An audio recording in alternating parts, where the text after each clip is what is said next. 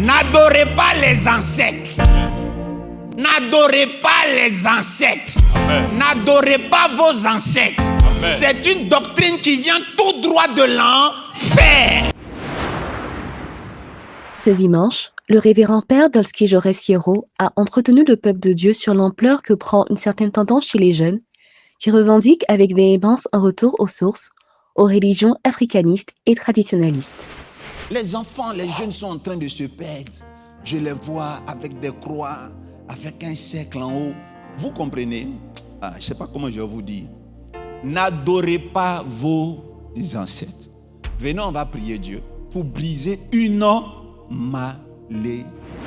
Déifier les ancêtres et ainsi se départir des religions imposées par la colonisation dans le but de retrouver l'essence de leur identité africaine et la faire valoir, telle semble être la principale motivation derrière ce mouvement. Fierté légitime ou mal placée, la prédication de ce dimanche nous instruit sur le danger que ce supposé retour aux sources représente pour le salut des âmes. Cette prédication de ce matin est une offensive à l'esprit d'égarement qui est en train d'envahir plusieurs jeunes africains. Amen. Il y a plusieurs personnes qui veulent forcément décourager les chrétiens, les ramener dans l'esprit traditionnalisme, dans l'adoration des ancêtres. Amen. Regardez très bien mon frère qui est là. Amen. Je vais vous dire quelque chose. Quand je vais lui demander, est-ce qu'il connaît le plus riche de sa famille? Maintenant. Je ne sais pas si quelqu'un peut commencer à répondre pour sa famille dans son esprit. Qui est le plus riche de ta famille? Et puis, essaie d'estimer sa richesse dans ton esprit sous la base de ce que tu vois matériellement. Si je lui demande dans tes ancêtres qui était le plus riche, il va avoir un nom dans sa tête. Et je vais lui demander d'estimer matériellement ce que son ancêtre riche a eu. Tout de suite, il va commencer à avoir des difficultés à retrouver son ancêtre qui a été le plus riche. Ou même s'il le connaît, il va avoir des difficultés à faire quoi? À donner des chiffres, les valeurs. Maintenant, je vais lui demander, est-ce qu'il en profite en ce moment? Il peut s'asseoir. Est-ce qu'il en profite?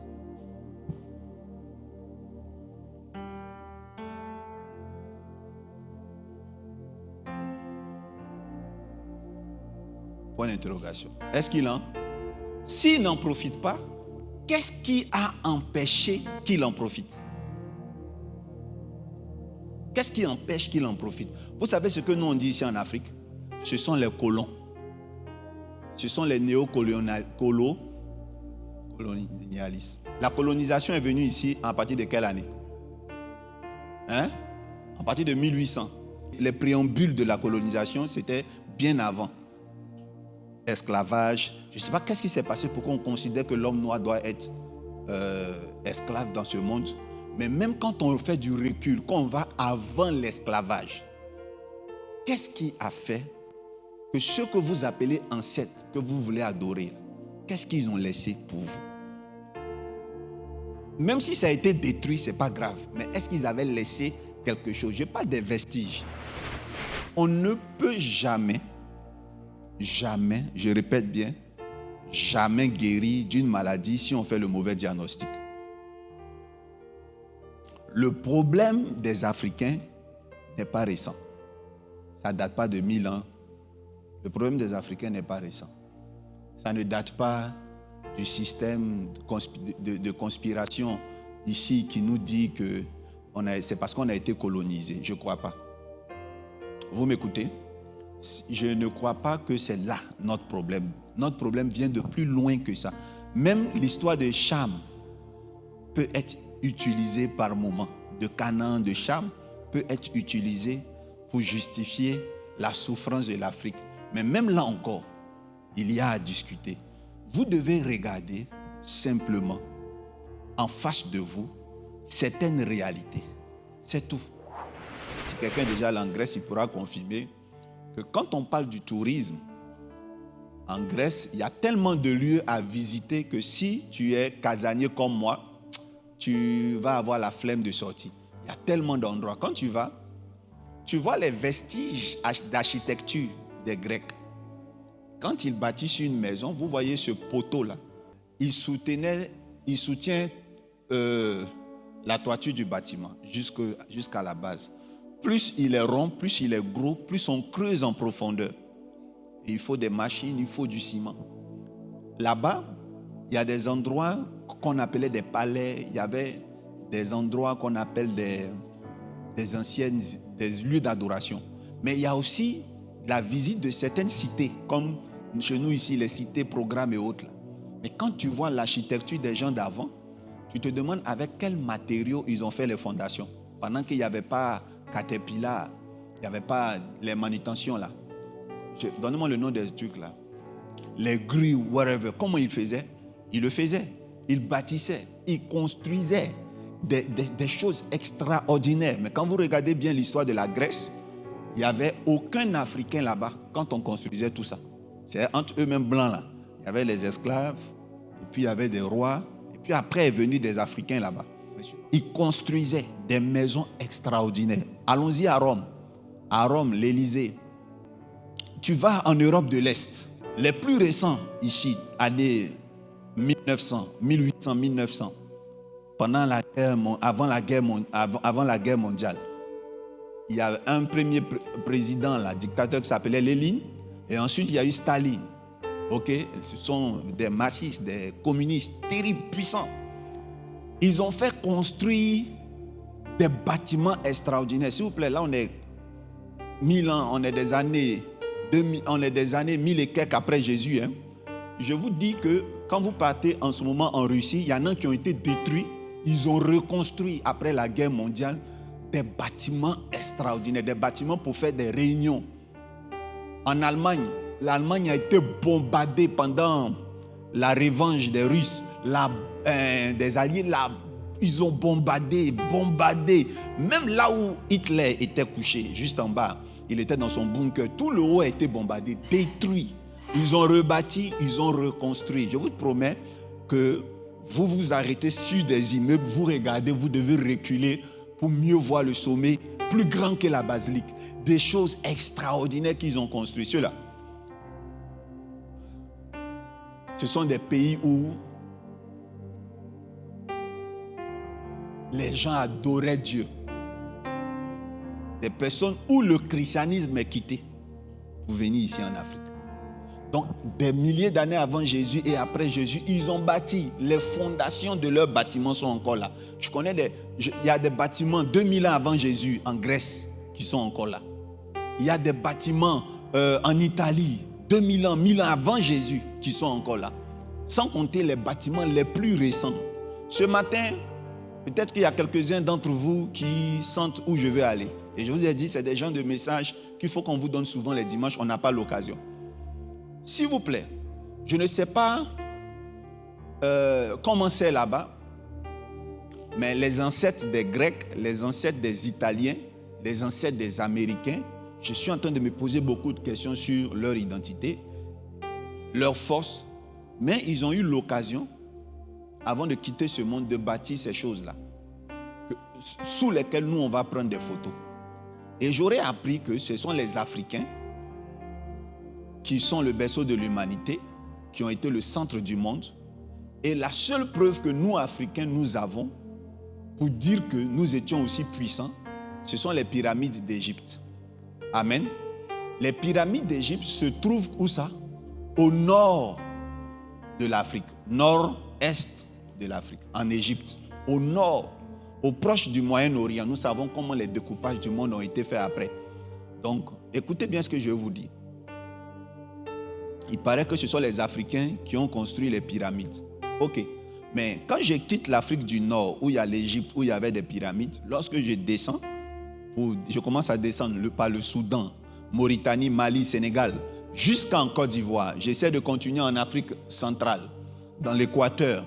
Je descends jusqu'en Sud-Afrique, il n'y a plus de pyramides. Je ne sais pas si quelqu'un m'écoute. Quand on vous dit que nous qui sommes humains, on vient des singes, Normalement, ce n'est pas un problème. On va regarder les singes d'aujourd'hui.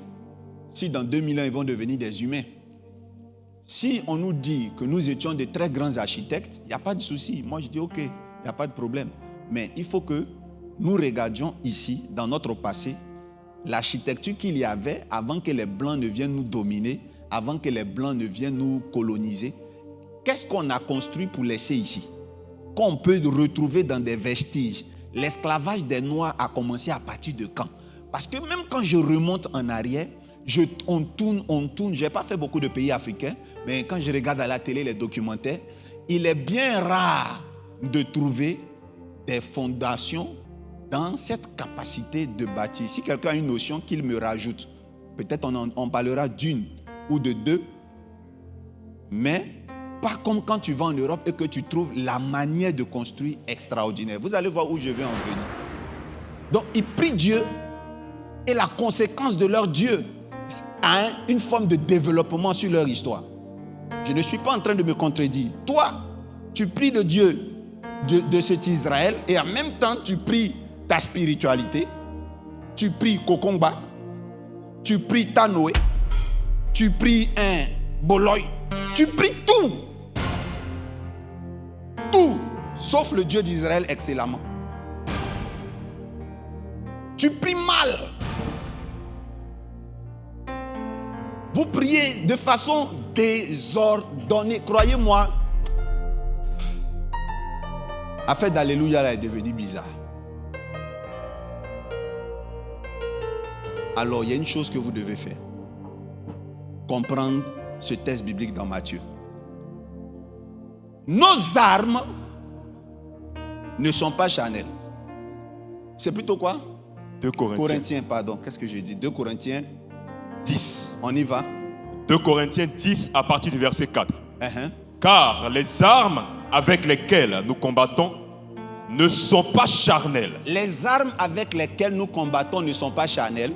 Mais elles sont puissantes. Elles sont puissantes. Par la vertu de Dieu. Par la vertu de Dieu. Pour renverser des forteresses. Pour renverser les forteresses. Verset 5. Uh-huh. Nous renversons les raisonnements et toute hauteur. Voici les forteresses qui sont renversées. On renverse quoi? Les raisonnements. Les religions kémites. Les pseudo-religions africaines sont des religions de raisonnement. Quand je finis de dire ça, là, le culte même peut s'arrêter ici. Les petites religions bizarres qui sont en train de naître là, elles sont bizarres, mais elles sont en train d'avoir de l'impact sur la jeunesse. Je le répète. Nous renversons les raisonnements. Continue. Et toute hauteur, oui, qui s'élève contre la connaissance de Dieu. Dites amen bien. Notre combat, c'est-à-dire que le dimanche, là, vous savez pourquoi je suis appelé à servir Dieu. Je ne suis pas appelé à servir Dieu seulement pour prier pour vos maladies. Je suis appelé à servir Dieu, il va répéter, pourquoi renverser vos raisonnements et toute hauteur qui s'élève contre la connaissance de Dieu. Tu es ici, Dieu me dit, tu es ici. Tu es beaucoup sur les vidéos des africanistes de jour. Tu es vaincu. Ils vont t'induire en erreur. Tu vas aller adorer ton arrière-grand-père qui t'a rien laissé si ce n'est pas des problèmes. Je parle à quelqu'un. Même si ton arrière-grand-père était le plus grand roi, il y a quelque chose qui s'est passé dans vos familles. La destruction de vos biens. Regarde les palabres d'héritage en Afrique. Comment les gens s'entretuent. Palabres d'héritage. On dit il y avait l'or. Je suis prophète, hein, donc je connais les histoires de la plupart de mes enfants spirituels. Quand Dieu me les révèle, problème toujours, problème d'or, problème d'héritage. Des enfants qui abandonnent l'héritage de leurs parents. On vous dit, moi je ne vais pas toucher cette affaire d'héritage des parents. Pendant qu'on a les grandes familles Churchill, des enfants aux petits-enfants, ils sont sur l'héritage de leurs enfants. La plupart des bourgeois européens, là, ce sont des enfants qui profitent de l'héritage de leur père. Je parle à quelqu'un. Mais il y a un problème d'héritage ici en Afrique. Au point que même dans des églises, les gens se battent. Quand le pasteur meurt, les gens se battent pour l'héritage ecclésiastique. Vous ne trouvez pas que vous devez travailler d'abord votre mentalité? L'amour. ne soyons pas hypocrites. C'est le cœur de l'Africain. Amen. C'est le cœur de l'Africain. C'est là qu'il faut que ça change. Mais pour que le cœur de l'Africain change, il faut que Jésus-Christ transforme les cœurs. Il faut qu'on laisse Jésus pénétrer les cœurs en Côte d'Ivoire, pénétrer les cœurs en Afrique, pénétrer les cœurs. Vous n'avez pas envie de dire Amen? Parce que je parle de Jésus qui pénètre les cœurs.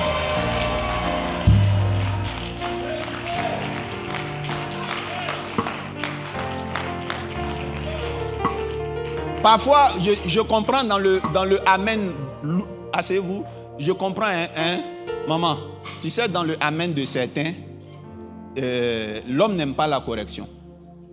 Comment? Je vais te dire comment les Amen allaient être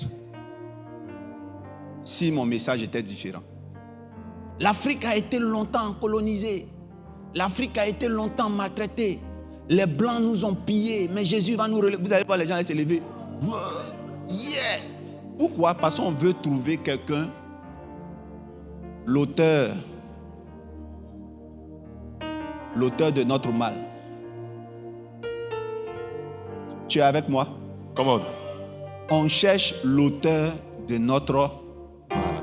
Vraiment, je suis homme de Dieu.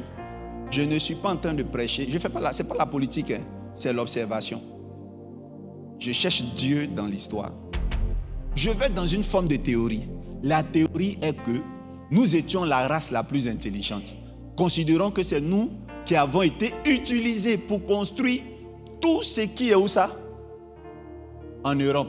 Je dis bien considérons. Mais cela doit vous amener quand vous faites vos cultes à réclamer justice à qui? À Jésus, à Dieu. La justice que vous devez demander, c'est à une autorité plus puissante. C'est ça la loi des alliances. Vous devez vous soumettre à une énergie plus puissante et non à une énergie qui a été vaincue. Nos ancêtres ont été vaincus par une civilisation. Nos ancêtres ont été vaincus par des civilisations plus puissantes. Si vous justifiez que l'esclavage est une conséquence ou a eu des conséquences néfastes sur l'Afrique, ces conséquences sont liées à des bourreaux plus puissants. Or, au-dessus de ces bourreaux plus puissants, alléluia, il y a plus puissant. Et donc, si vous voulez tisser alliance, ne tissez pas alliance à ceux qui sont en train d'être vaincus. Tissez alliance avec quelqu'un qui peut vous aider à vaincre les pensées, les civilisations qui vous ont vaincu. Regardez-moi bien. N'adorez pas vos ancêtres. Ils n'ont rien fait de bon.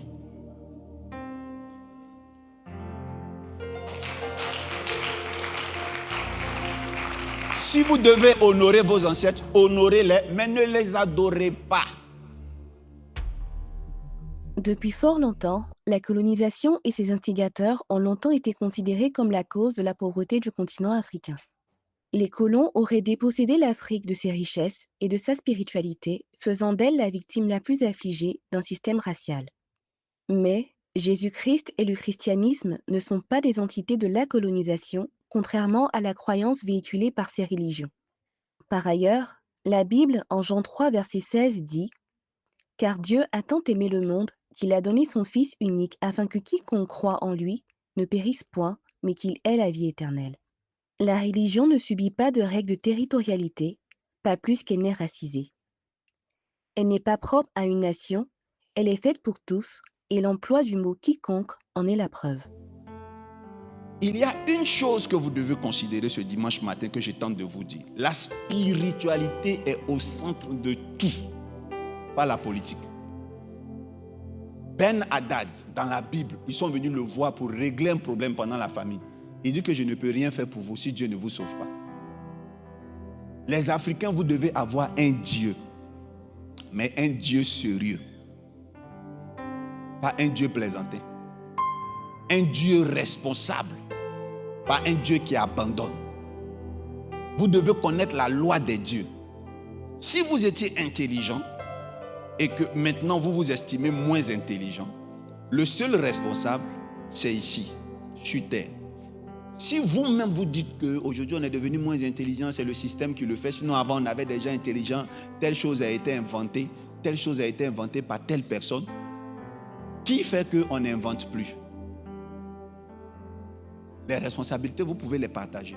Mais il y a une seule chose que je refuse, qu'on dénigre le Dieu d'Israël.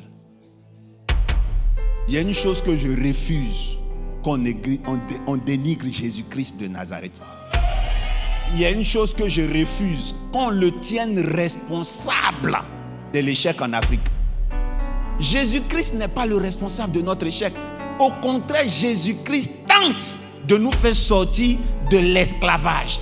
Il dit, lorsque vous connaîtrez la vérité vous affranchira. Et le même dit que je suis cette vérité. Je suis le chemin, la vérité et les États-Unis, sur le billet de $1, ils ont écrit I trust in God. On leur a dit God là, ça peut être généraliste. Ils ont précisé que c'est le Dieu chrétien. C'est pour ça que quand vous tapez États-Unis, on vous dit pays chrétien. Quand vous rentrez dans des villes aux États-Unis, vous pouvez voir des panneaux de 20 mètres sur 50, Jésus-Christ. Ce qui me choque aux États-Unis, c'est vraiment les publicités avec la religion. Regardez Jésus en plein cœur de Manhattan. Je te fais confiance. On ne verrait jamais ça en France, donc merci la laïcité. Encore une fois, à Miami, une publicité anti-avortement, ce qui m'a vraiment choqué. 18 jours après la conception, nos cœurs battent encore. On ne verrait jamais ça en France. À titre d'exemple, il y avait eu un scandale l'année dernière avec des affiches anti-avortement collées sur des Vélib. Et quand je vous dis que ça a fait un scandale en France, tout le monde a été indigné, donc c'était vraiment très très important. Là, j'étais à Miami, encore une publicité avec Jésus. Donc Jésus n'enseigne pas la haine, il lavait nos pieds. Alors je n'ai pas du tout la ref, mais je vous assure que ça m'a quand même un peu surpris de voir ça en plein Las Vegas. En Occident, la construction de vestiges architecturaux d'envergure extraordinaire de nombreux pays sont des témoignages de l'héritage laissé par les ancêtres de ces nations qui craignaient Dieu avant et après la venue de Jésus-Christ. Il nous est donné de constater que de ces vestiges découle une façon de régir les civilisations, une manière d'adorer et de prier, et ces comportements n'ont pas été sans répercussions positives pour eux. C'est un symbole. C'est une preuve que nous adorons très mal Dieu. Excusez-moi de vous le dire. Aujourd'hui, je n'ai pas de prophétie pour vos visas. J'ai parlé à quelqu'un. Je n'ai pas de prophétie pour vos futurs mariages. Non. En toute franchise, je n'ai pas de prophétie pour ça.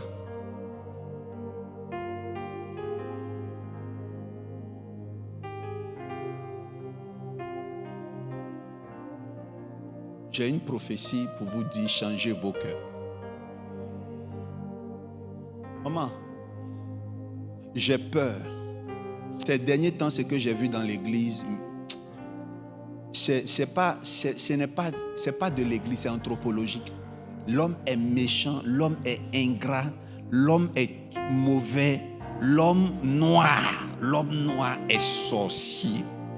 La seule personne qui peut nous sauver, c'est Jésus. Amen. Donnons notre vie à qui? À Jésus. Prenez au sérieux cette affaire de Jésus. Je vais prendre du temps.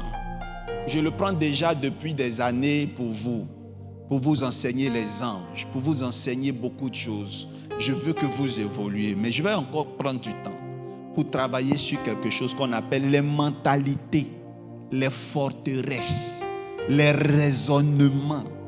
Que Dieu délivre les raisonnements de nous. Tu es africain ici? Je t'autorise à dire Amen bien fort. Amen. L'avènement du christianisme, en permettant à l'homme de se rapprocher de Dieu, avait aussi pour objectif d'ordonner les rapports sociaux.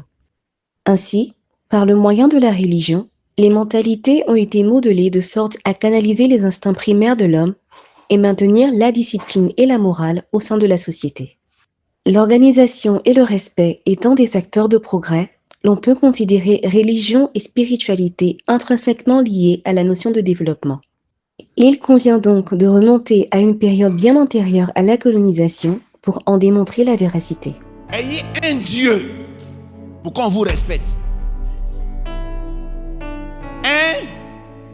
Alors, tu t'en vas ici, on te dit qu'il y a un fétiche ici qui s'appelle Kokokbangbra. Tu viens ici, un Boloy, Poro. Tu viens ici, des fétiches. Les fétiches et les féticheurs ne peuvent rien vous apporter.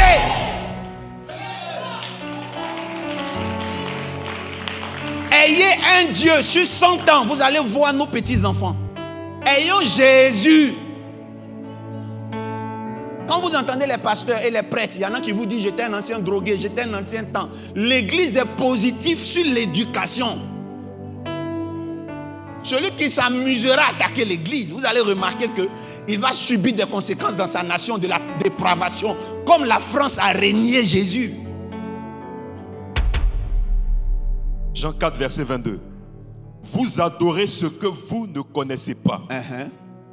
Nous adorons ce que nous connaissons, car le salut vient des Juifs. Dis amen bien. Donc c'est un choix. J'ai fait le choix d'être chrétien. Plus je lis l'histoire, plus je regarde l'évolution du monde, je vois qu'on a besoin de Jésus. Dis amen et je parle. On a besoin de Jésus. Est-ce qu'on peut acclamer le Seigneur pour la prédication?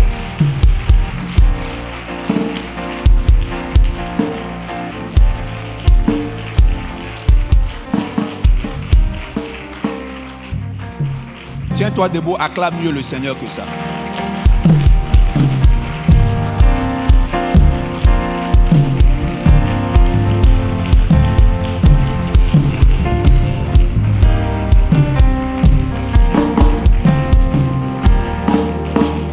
N'adorez pas les ancêtres.